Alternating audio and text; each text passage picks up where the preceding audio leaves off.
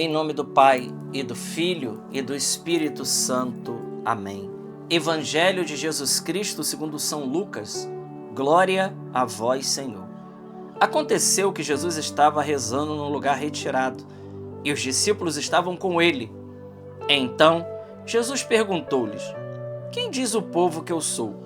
Eles responderam: Uns dizem que é João Batista, outros que és Elias, mas outros acham que é algum dos antigos profetas que ressuscitou. Mas Jesus perguntou: E vós? Quem dizeis que eu sou? Pedro respondeu: O Cristo de Deus. Mas Jesus proibiu-lhes severamente que eu contasse isso a alguém e acrescentou: O Filho do Homem deve sofrer muito, ser rejeitado pelos anciãos, pelos sumos sacerdotes e doutores da lei, deve ser morto e ressuscitar no terceiro dia. Palavra da salvação. Glória a vós, Senhor. Meus irmãos, chegamos nesta sexta-feira, dia 27. Importante lembrar que hoje não é dia de São Cosme e Damião. O dia de Cosme e Damião foi ontem, dia 26. Hoje é dia de São Vicente de Paulo, né? Que fique claro isso, que o dia de São Cosme e Damião, na liturgia católica, é dia 26 e não dia 27. Bom, o texto que nós lemos hoje é São Lucas 9, 18 a 22. Eu quero pedir você que comente, compartilhe, se inscreva no canal e deixe seu like. É um texto maravilhoso. Jesus que vai, né? O texto de Mateus ele é mais explicativo. Jesus que vai então para a região de Cesareia de Filipe. Aqui diz que Jesus estava rezando num lugar retirado e os discípulos estavam com ele. Aqui está o pano de fundo dessa passagem. Jesus que vai para um lugar retirado e leva os discípulos com ele.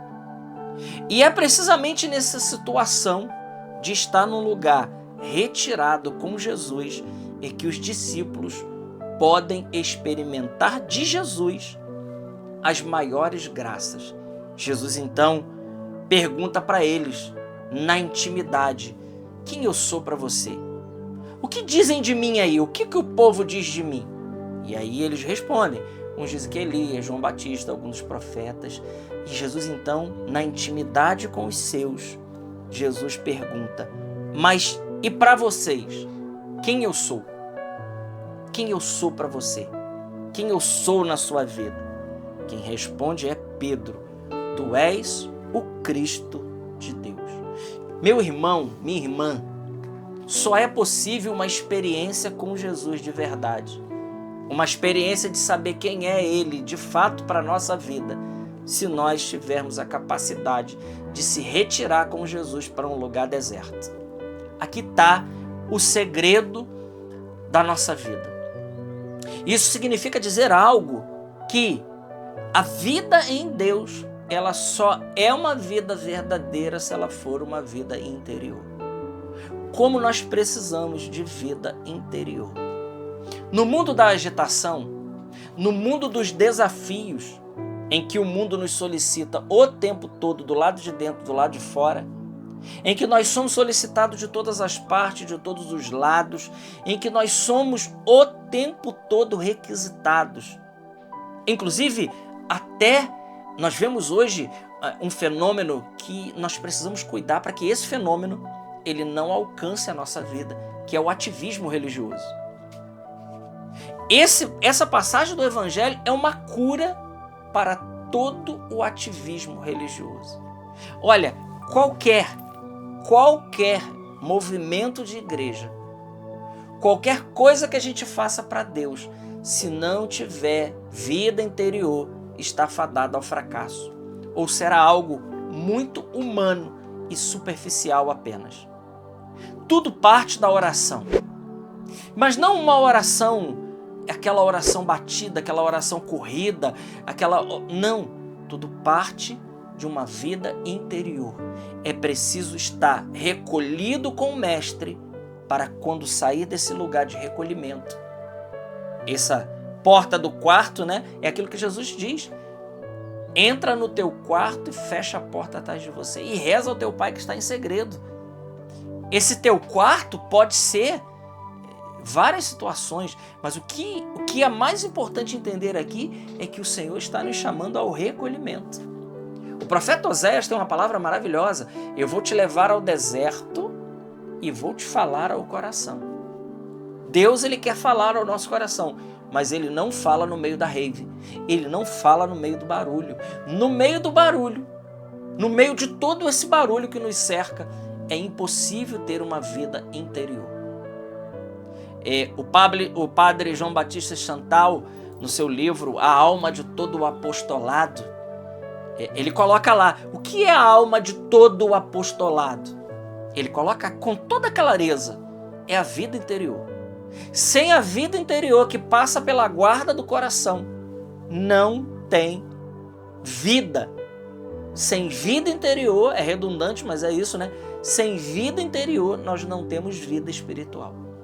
A vida espiritual, ela passa precisamente por isso. Então o Evangelho começa dizendo para nós, Jesus estava num lugar retirado com seus discípulos. E lá eles fazem a experiência verdadeira de saber quem é Jesus.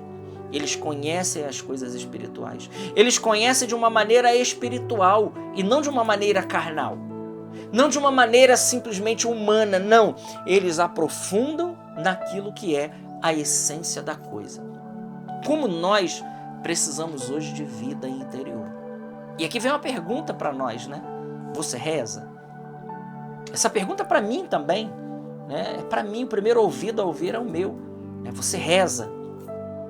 Você gasta tempo. E aqui, veja aqui, irmãos, aqui tem algo importante a dizer, e eu quero trazer aquilo que Santa Teresa d'Ávila, que para mim, sem dúvida alguma, é uma das maiores mestras de oração, uma das maiores mestras de vida interior, e que inclusive não só viveu, mas nos ensinou como viver a vida interior, é Santa Teresa d'Ávila. Santa Teresa d'Ávila, ela disse certas vezes que ela tinha abandonado a vida de oração. Ora, como Santa Teresa pode ter abandonado a vida de oração, meus irmãos? Se a mulher era monja, se ela rezava o breviário, e eles naquela época eles rezavam o breviário completo, todas as horas canônicas da liturgia das horas, se ela rezava o rosário com as irmãs do convento, se ela tinha que ler a palavra de Deus todos os dias, se ela tinha que participar do santo sacrifício porque era monja, como essa mulher tinha deixado de rezar? Veja, oração para Santa Teresa, vida interior para Santa Teresa, não é rosário, não é liturgia das horas, não é nem mesmo a Santa Missa. Embora seja a maior de todas as orações, vida interior e oração de recolhimento com Santa Teresa d'Ávila significa você e Deus. Você sozinho e Deus. Um tempo que você gasta para estar na presença. E ela diz, né? Santa Teresa, Santa Madre diz, é você se colocar a sós, não sei, num lugar, né? Você tem um canto de oração, um lugar que você se recolhe para rezar, em que as pessoas não fiquem falando com você, que não fiquem te distraindo. Então, nesse lugar, você, primeira coisa que Santa Teresa diz, buscar a presença de Deus. Então, você se colocar e buscar a presença de Deus, e aí começar. E ela diz, o que é a oração para Santa Teresa? É tratar de amizade com aquele que sabendo que nos ama. É tratar de amizade. Como você fala com um amigo?